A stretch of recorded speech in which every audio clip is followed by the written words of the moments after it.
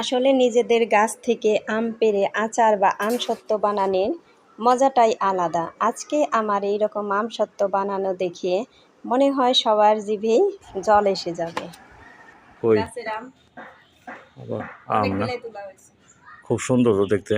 হ্যাঁ, দেখি একটু কাঁচানো দেখি, এগুলো দিয়ে মনে হয় আচার বানানো যাবে। খুব সুন্দর করে। এই যে আমাদের লেবু গাছ, লেবু গাছে কিন্তু অনেক লেবুই ধরছে। এই যে অনেক, আমি ভালো করে দেখাতে পারছি না। সামনে আবার এটা হলো করমচা গাছ। করমচা গাছেও মানে যে ফুল আসছিল, তার রোদ্রে তো একদমই অবস্থা খারাপ। এই আম গাছের আম কত ঝোপা ঝোপা ধরছে।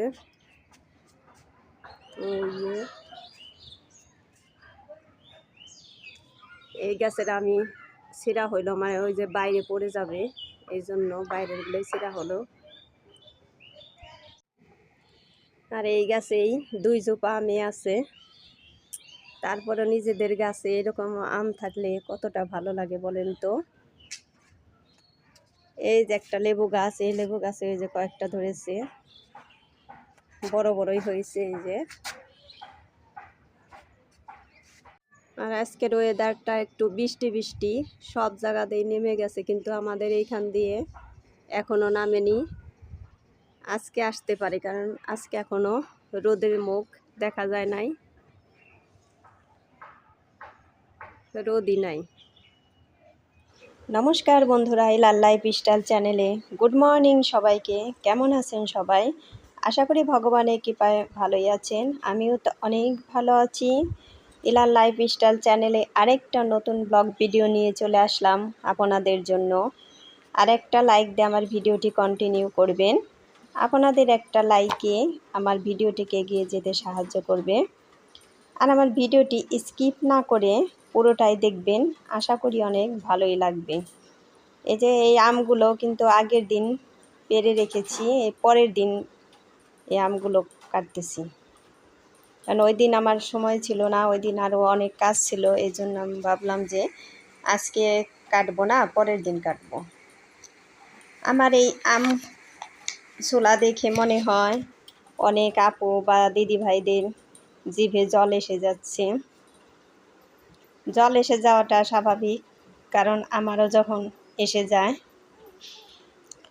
আর এই আমগুলো ছোট সময় খেতে খুবই ভালো লাগতো, কিন্তু এখন আর খেতে ভালো লাগে না, এত টক আর এখন খেতে পারি না।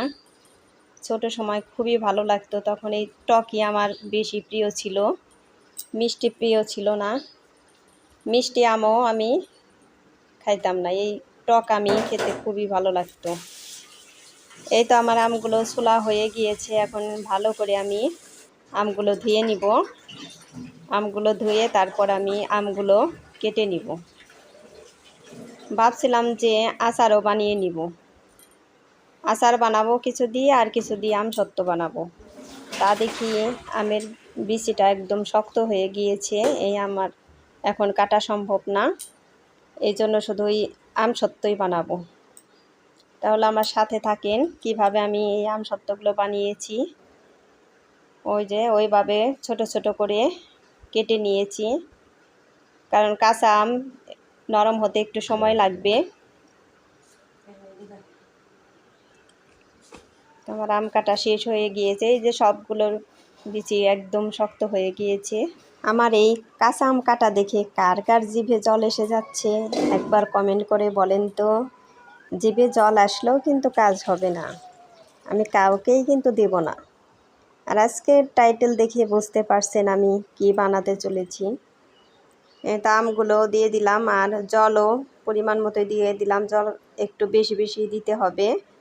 তারপর ঢাকনা দিয়ে ঢেকে দিলাম, কারণ কাঁচা আম এই জন্য জল একটু বেশি দিতে হলো, একদমই নরম করতে হবে।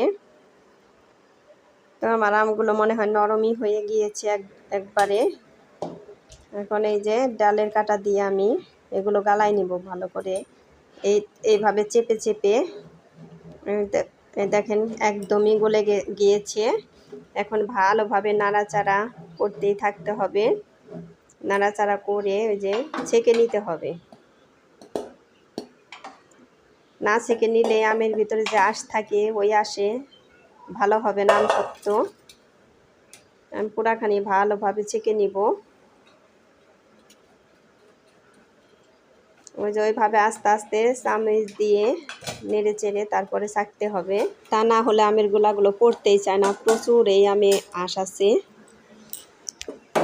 আর আমার ভিডিওটি ভালো লাগলে একটা সাবস্ক্রাইব করে পাশে থাকা বেল আইকনে ক্লিক করে দিবেন, তাই নোটিফিকেশন চলে যাবে সবার আগে আপনার কাছে। আর বন্ধুদের মাঝে শেয়ার করে দিবেন। আমার আম ছেঁকে নেওয়া হয়ে গিয়েছে। এই দেখেন কত আঁশ। এই আঁশগুলো যদি আমের মধ্যে থাকতো তাহলে কিন্তু আমার আমসত্ত্ব একদমই ভালো হতো না, আর প্লেনও হতো না, দেখতে সুন্দর দেখা যেত না। এই দেখেন এখন কত সুন্দর দেখা যাচ্ছে, একদমই প্লেন। এখন আবার এই যে মশলা দিয়ে ভালো করে আর একটু জাল দিয়ে নিতে হবে। ওই দেখেন পরিমাণ মতো চিনি দিয়ে দিলাম। চিনি কিন্তু একটু বেশি দিয়েছি কারণ একদমই কাঁচা আম, টক। লবণ দিয়ে দিলাম। এখন ভালোভাবে শুধু নাড়তেই হবে, না নাড়লে নিচে থেকে লেগে যাবে। এভাবে শুধু নাড়তেই থাকতে হবে আর জালটা একটু আস্তে দিতে হবে। এই চিলি ফ্লেক্স এগুলো দিয়ে দিলাম, আর দিয়ে দেব গোলমরিচের গুঁড়ো। তো টক আম যেহেতু, এই জন্য একটু ঝাল ঝাল, একটু মিষ্টি মিষ্টি হলে ভালো লাগবে খেতে। এই শুধু নাড়তেই হবে, এভাবে না নাড়লেই নিচে থেকে পুড়ে যাবে। আর জাল তো একদমই লো ফ্লেমে রেখেছি, তারপরে ওই দেখেন কেমন বক বক শব্দ হচ্ছে। আমার আমসত্ত্বের আম জাল দেওয়া হয়ে গিয়েছে। এখন আমি থালায় তেল মেখে তারপর ঢেলে নিব। এই আমসত্ত্ব কিন্তু খুবই লোভনীয়, বাচ্চারা সবসময় পছন্দ করবে। 2 থালা এনেছি, কিন্তু 2 থালায় মনে হয় হবে না, কারণ আমসত্ত্ব অনেকখানি হবে, আর একটা থালা মনে হয় লাগবে। এই তো 2টায় ভালো করে তেল মেখে নিলাম। এখন থালায় এক এক করে ঢেলে দেখি যে কয় থালা লাগে। আর এই কাঁচা আমের আমসত্ত্ব আমি প্রথমেই বানাইলাম, কিন্তু আমগুলো জাল দেওয়া একদম পারফেক্ট হয়েছে আমসত্ত্বের জন্য। আগে অনেক আমসত্ত্ব বানানো হয়েছে কিন্তু পাকা আমের, ওগুলো আবার আমার শাশুড়ি মা আমগুলো ভালো করে গুলিয়ে ছেঁকে দিতেন, আমি জাল দিয়ে দিতাম। জাল দিয়ে তারপরে রোদে দিয়ে দিতাম। তখন আমাদের বাড়িতে অনেক গাছ ছিল আগের বাড়িতে, এখন তো এই বাড়িতে অত গাছ টাছ নাই। এই আমার 3 থালাই লাগলো, বললাম না যে 2 থালায় মনে হয় হবে না, 3 থালায়। তারপরেও কিন্তু একদমই পাতলা হয় নাই, একটু মোটা মোটা করে দিয়েছি, কারণ শুকালে পরে আবার একদম পাতলা হয়ে যাবে। এই তো এই আমসত্ত্ব আমার 3য় দিন, তখন আমার রোদ ছিল না বেশি, বৃষ্টি ছিল, এই জন্য শুকাতে আমার 3 দিনই লেগে গিয়েছে। 2 দিনই শুকাইছে, তারপরেও আমি পরের দিনও আবার একটু দিয়েছি রোদ্রে।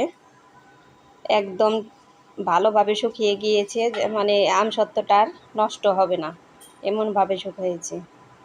এই আমসত্ত্বগুলো আমার 2 মেয়ে খুবই পছন্দ করে, এই জন্য যে গাজীপুর যাব, আমি ভাবলাম যে গাজীপুর যাব, এগুলো বানিয়ে নিয়ে যাই। বন্ধুরা, আমার এই আমসত্ত্ব বানানোটা কেমন হয়েছে কমেন্ট করে জানাবেন, আর আপনারাও এরকমভাবে চেষ্টা করবেন বানানোর জন্য। আমি এখন এই যে চাকু দিয়ে 3 কাটা দিয়ে নিব, তারপরে উঠাইয়ে মানে পেঁচিয়ে পেঁচিয়ে রাখবো। খুবই সুন্দর হয়েছে, আমসত্ত্ব একদমই পারফেক্ট হয়েছে। ওই দেখেন নিচে লেগে যাচ্ছে না, এইরকমভাবে আস্তে আস্তেই উঠানো লাগবে। সবাই আমার জন্য একটু আশীর্বাদ করবেন, আমি যেন ভালো ভালো ভিডিও ছাড়তে পারি। আর সবাই ভালো থাকেন, সুস্থ থাকেন, এই কামনা করে ভিডিওটি শেষ করছি। টাটা।